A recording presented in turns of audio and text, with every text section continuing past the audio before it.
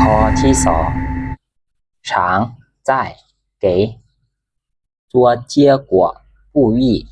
เฮ็ดหน้าที่เป็นส่วนเสริมบอกผลข้อหนึ่งน้อยเนาะเมื่อช้างเฮ็ดหน้าที่เป็นส่วนเสริมบอกผลจะแสดงถึงสิ่งของตั้งแต่2 อันขึ้นไปสัมผัสหรือเสื่อมกันเบิ่งตัวอย่าง我晚上ช่วงหู了ค่อยปิดปองเยี่ยมแล้ว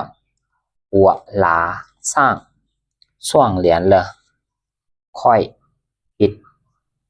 ผ่ากังแล้ว我没拉上ช่วงเลี่ยนค่อยบ่ได้ปิดผ่ากังข้อที่สองน้อย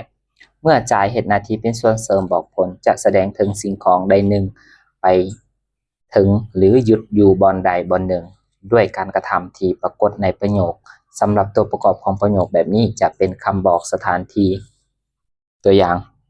เปิ้นจื่อวาง在家里了เปิ้มเขียนลืมอยู่บ้านแล้ว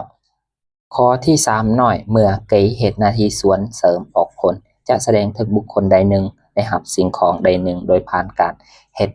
กรรมะที่ปรากฏในประโยค作业我交给老师了เวียกบ้านค่อยส่งให้อาจารย์แล้วข้อที่3ประโยคป๋าประโยคป๋าหมายถึงประโยคที่มีคำพุทธบทป๋าและตัวประกอบของป๋าเฮ็ดหน้าที่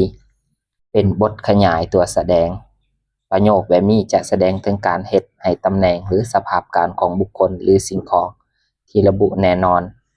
ซึ่งก็คือตัวประกอบของนั่นเอง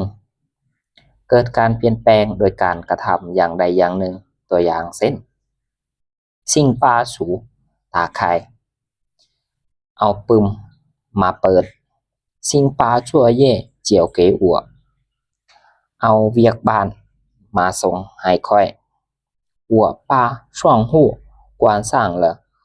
ค่อยปิดปองเยี่ยมแล้วอัวป้าช่วงเลี่ยนหลาสร้างเลยค่อยปิดผ่ากังแล้ว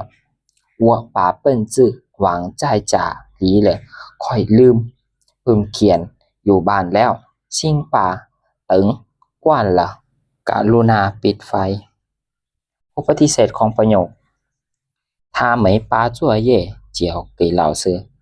เราบ่ได้เอาเวียกบ้านส่งอาจารย์我没把窗户关上